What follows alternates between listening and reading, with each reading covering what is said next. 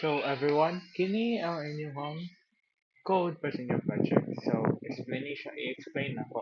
So para makakita mo sa code, press mo sa itong katong link. Ika-open sa website, i-press ang code editor, kani. I-press ang serial monitor. So, um, mag-start ko sa pinaka-top para sa explanation sa code. So, sa kaning lines 5 ug 6, kaning gi-highlight na ako, nag-declare ta sa values na gamiton para sa code. Ang natuwa ay di declare sa values. Declare sa variables na gamiton nato sa toong code. Ay sa inyong code, di mo na atuwa. Di mo na abong ko apila ni. So, sa inyong code, ang gamit nako na variables kay numRows ay blank o sim. Na ang sim na variable kay equals na to 0. Need naman na value daan para sa ato ang ika-output dito sa function. Excuse me.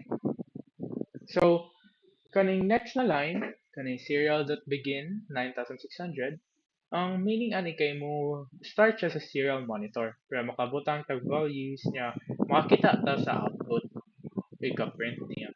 So, next na line kay kaning serial.print kay i-print niya ning enter any number na phrase. So, kung ikuha niya na ako ni i-start na akong code mo print siya enter any number. Next guy, ang while serial.available is equals to 0. Ang meaning ani kay maghuwat ang code sa user na mo input siya value sa serial monitor. Mo input siya dinhi.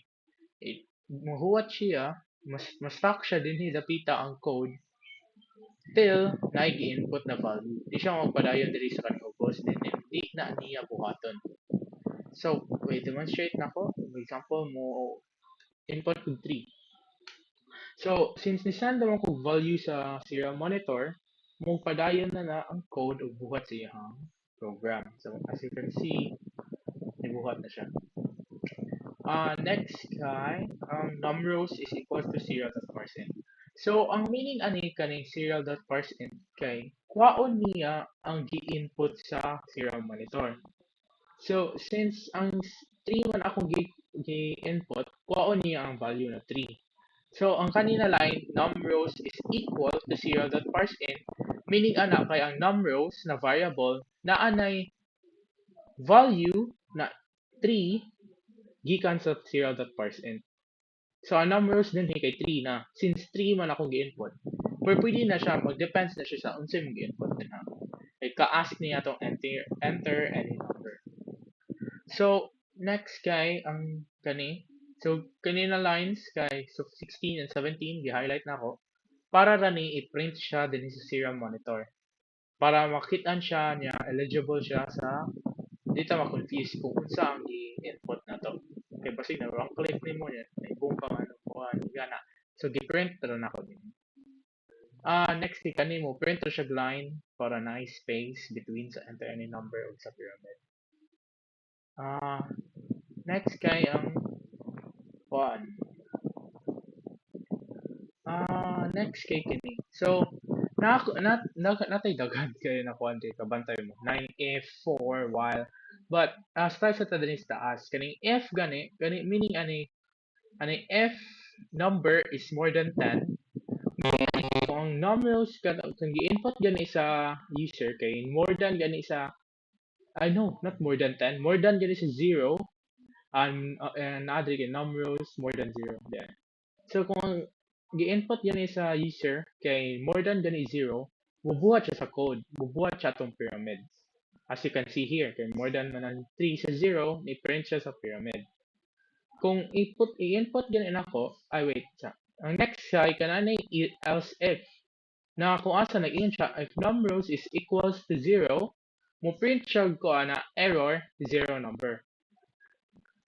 Nasa tayo lain po na else if na nag-ingon na if numbers gani kay less than 0, meaning negative numbers ang gi-input, print siya error negative numbers. So, i-show na ko demonstration din.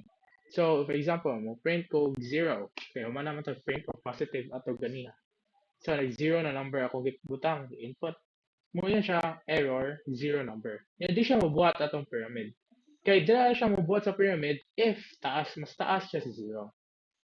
Next kay tungod kay naman siya sulod sa if statement. If na not statement, if na statement or function. So, itry sa nato ang negative na number. Wait. Wala clear. Try na to negative number, negative 4.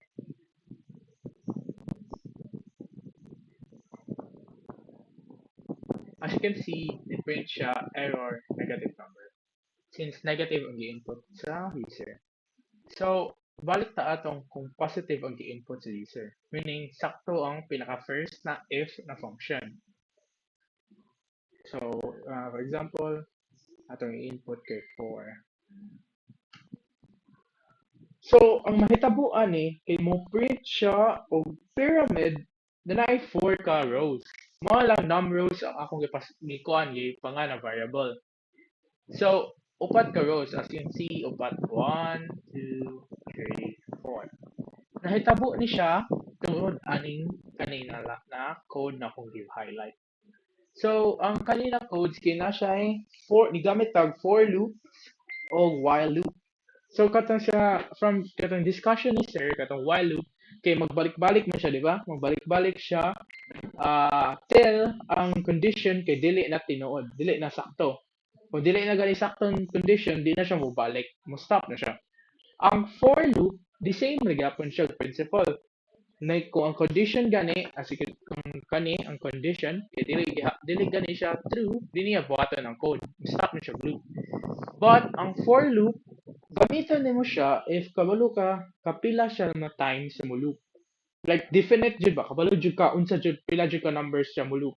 Since kabalo man ta na ganahan nato kay upat ka rows. Kay kabalo man ta na ang input na number sa user kay pila ka rows. Mao na lang nagamit og for loop para sa number of rows. Kay kabalo naman ta kuan. Kana man jud ang ganahan sa user. Definite man jud ang number. Kung kapila siya mo loop, upat ka rows. So, mao for loop atong gigamit din Sa blanks po, nigamot tag for loop kay para man sad kabalo man sad ta kung kapila ka book siya blanks since na may nag-depend man sad na siya kung pila ka book rows. So,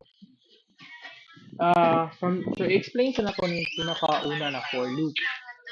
So, ang kaning pinakauna na for loop, ang meaning ani kay mo declare siya una og ay ikabot nga niya value una ang I of 1 nya natin kuha ni siya sa condition niya is I less than or equal to numerals. Ang atong numerals din kay 4.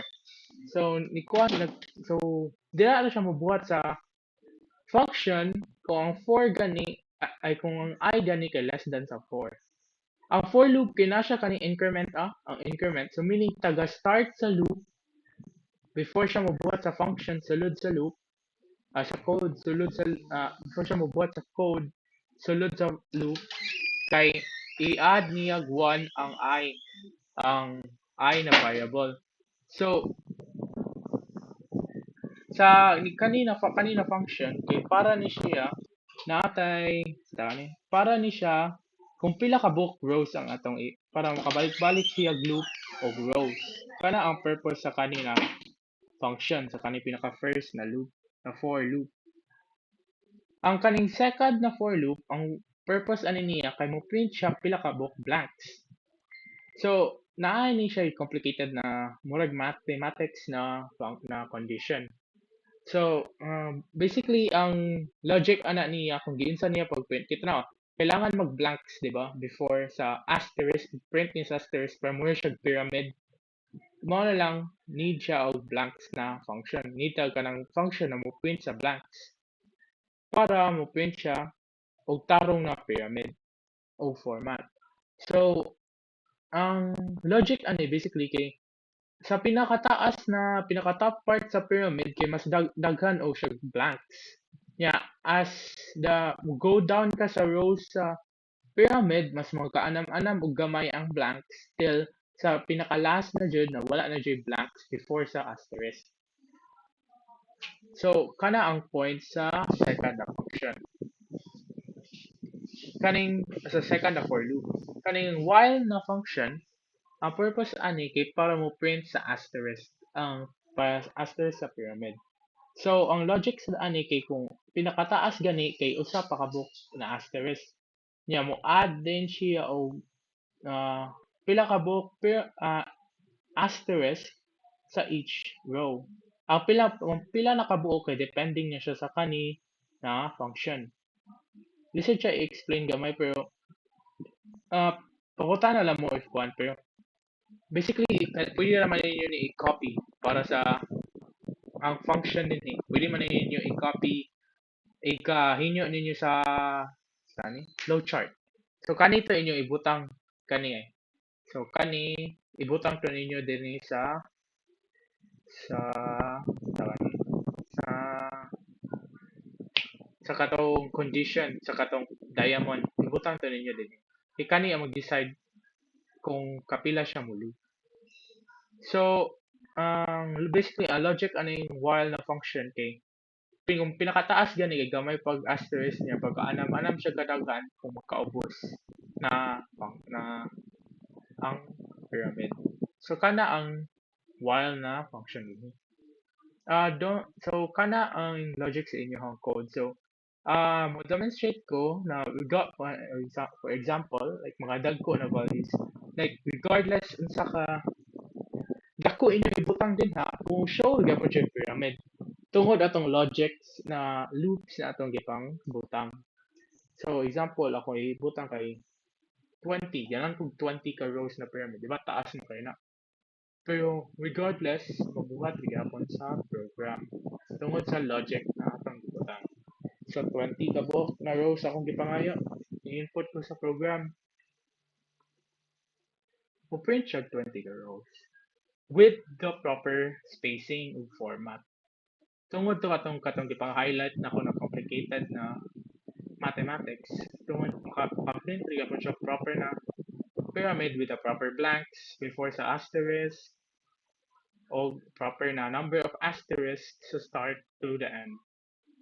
Ni kuha na ni erase na kay ana man ang serial monitor erase na ni taas. So kana ang inyong code. Okay. So don't worry mo tabang ako sa inyo hang paghimo sa flowchart. Nara ko sa GC.